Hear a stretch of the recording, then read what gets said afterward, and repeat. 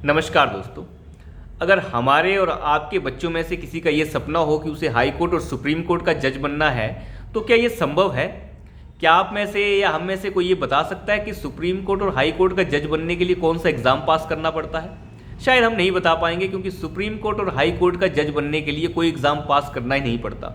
इसमें high court और supreme court के जजेस खुद ही डिसाइड कर लेते हैं कि उन्हें किसे जज बनाना है, यानी जो उनका मन करेगा वो उसी की नाम जो है सूची में डाल देते हैं। चाहे वो चाचा, भतीजा, मामा, भांजा, चचेरा भाई कोई भी हो सकता है, किसी का बेटा हो सकता है, किसी का मुंह बोला बेटा हो सकता है, किसी का चाचे का बेटा हो सकता है, कुछ भी हो सकता है। लेकिन एग्ज़ाम पास करने की आवश्यकता इस काम के लिए नहीं होती।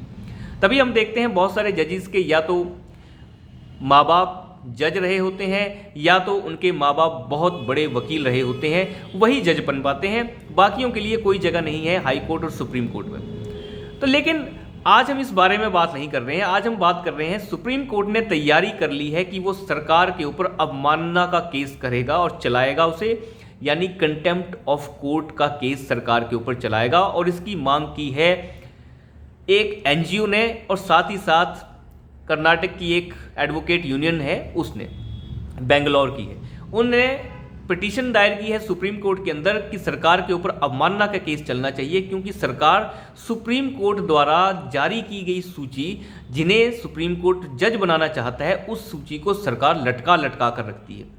यानी पहले कुछ दिन पहले 80 जजों की सूची भेजी थी सुप्रीम कोर्ट ने कि हम इन्हें जज बनाना चाहते हैं। उसके बाद 21 लोगों की सूची दोबारा भेजी कि हम इन्हें जज बनाना चाहते हैं, लेकिन सरकार ने सारी की सारी नियुक्तियों को फिलहाल रोक दिया और उसमें से कुछ लोगों को क्लियर कर दिया। तो सुप्रीम कोर्ट का इसमें कहना यह था कि बार बार हमारी भेजी हुई सूची को आप लटकाते क्यों हैं? इसके ऊपर सरकार के वकील ने यह कहा कि हम इसे लटकाते नहीं हैं, इसमें जांच करने में वक्त लगता है जिन सूची को आप हमारे पास भेजते हैं, क्योंकि जज बनाने में सरकार का कोई भी रोल नहीं होता। सरकार का रोल सिर्फ इतना सा होता है कि जो सूची सुप्रीम कोर्ट सरकार के पास भेजता है, उस सूची के लोग जितने भी होते हैं उनकी जांच करवाती है सरकार इंटेलिजेंस एजेंसी से कि क्या ये लोग सही हैं या नहीं हैं।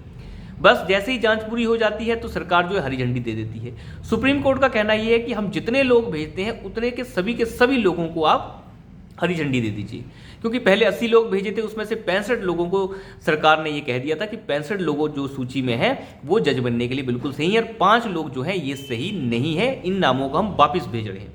लेकिन सुप्रीम कोर्ट नहीं माना और उसने वो 5 नाम फिर से सरकार के पास भेज दिए कि नहीं, इनकी जांच फिर से करवाइए।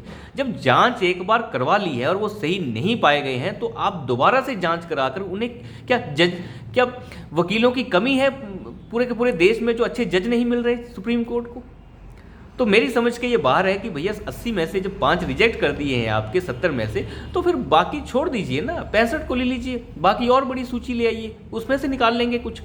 लेकिन सुप्रीम कोर्ट का कहने का मतलब ये है कि अब ज्यों के त्यों जैसा हमने भेजा है वैसे ही आप साइन करके चुपचाप वापस कर दीजिए। कुछ कुल मिला के कहने का मतलब ये है।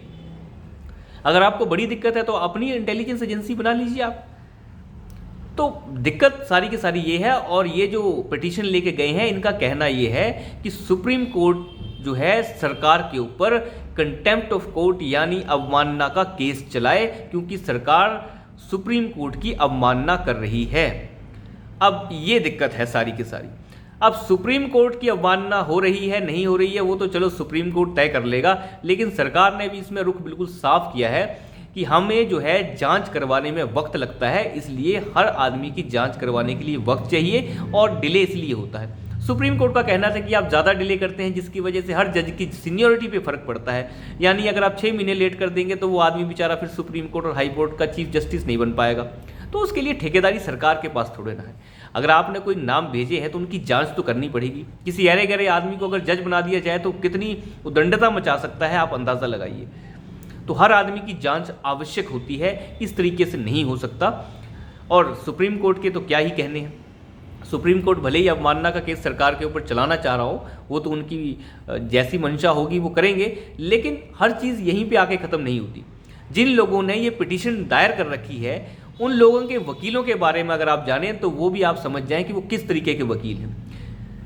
तो ये सारी के सारी जो मामले हैं सुप्रीम कोर्ट और सरकार के बीच में दोबारा से ठनते हुए दिख रहे हैं, क्योंकि सुप्रीम कोर्ट का जो कॉलेजियम सिस्टम है वो बार बार सरकार के साथ जो है भिड़ने को नजर आता है, और सरकार भी भिड़ने को तैयार रहती है। बार बार जो जजेस हैं वो ये कहते हैं कि हमें जो है हमारी जो भेजी हुई सूची है जजों की, उसे सरकार जल्दी क्लियर नहीं कर रही, जल्दी क्लियर नहीं कर रही, ट्रांसफ़र पोस्टिंग को जल्दी क्लियर नहीं कर रही।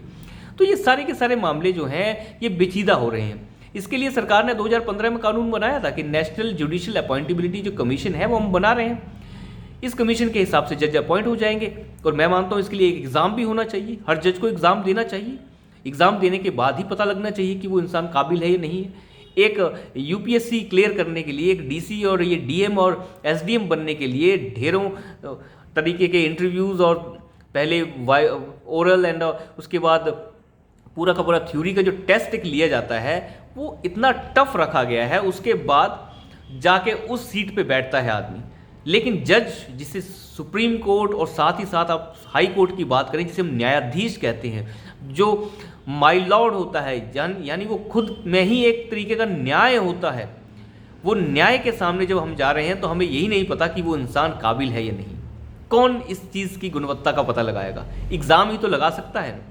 तो इन लोगों का भी एग्ज़ाम होना चाहिए ताकि हमारे भी जानने वाले, हमारे बच्चे या फिर हमारे पड़ोसी के बच्चे जज बन सकें, वो जज बनने का सपना देख सकें। आज यहाँ पे ऐसा सपना भारत में देखना बेवकूफ़ी है, क्योंकि जज सिर्फ जज के बच्चे, जज के मामा भतीजे या फिर जिसका बाप बहुत बड़ा वकील रहा हो वही बन सकते हैं। बाकियों की गुंजाइश ना के बराबर है। तो मुझे लगता है इसके बारे में देश को खड़ा होना होगा।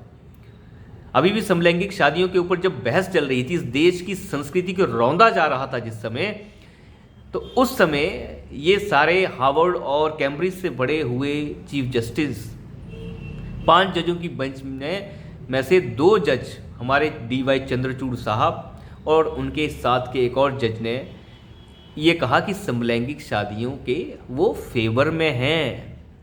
बाकी 3 जजों की वजह से हमारी संस्कृति थोड़ी सी बच गई। अगर वो 3 जज में से एक भी जज अगर इधर उधर हो जाता तो इस देश की संस्कृति पे पलीता इसी साल से लगना शुरू हो जाता, जहाँ पे समलैंगिक शादियों की बातें चल रही हैं। अरे जिसे साथ में रहना है लड़के लड़की को, या 2 लड़कियों को साथ में रहना है, रहें, हम उन्हें शादी का अधिकार क्यों दें? समाज में इस तरीके का अधिकार नहीं दिए जा सकते, इससे तो और पलीता लग जाएगा पूरे के पूरे समाज में। वेस्ट यानी पश्चिमी देशों की मानसिकता को इस देश पे थोपने की कोशिश की जाती है, और ये कहा जाता है कि पश्चिमी मानसिकता जो है वो खुली हुई मानसिकता है, हमारे देश की मानसिकता जो है रूढ़िवादी मानसिकता है। तो ये जज भी उसी मानसिकता के हैं, पश्चिमी मानसिकता के, क्योंकि ये हार्वर्ड, कैम्ब्रिज और पता नहीं कहाँ कहाँ पढ़े हुए हैं। ये यहाँ पढ़े हुए तो बड़े कम हैं, तो इसलिए इनकी मानसिकता भी वहीं से प्रेरित रहती है। खैर, देखते हैं देश में और किस तरीके से लोग जो है जन आंदोलन का रूप जब लेंगे तो उस समय कुछ फ़र्क पड़ेगा। तो अभी के लिए इतना ही। धन्यवाद।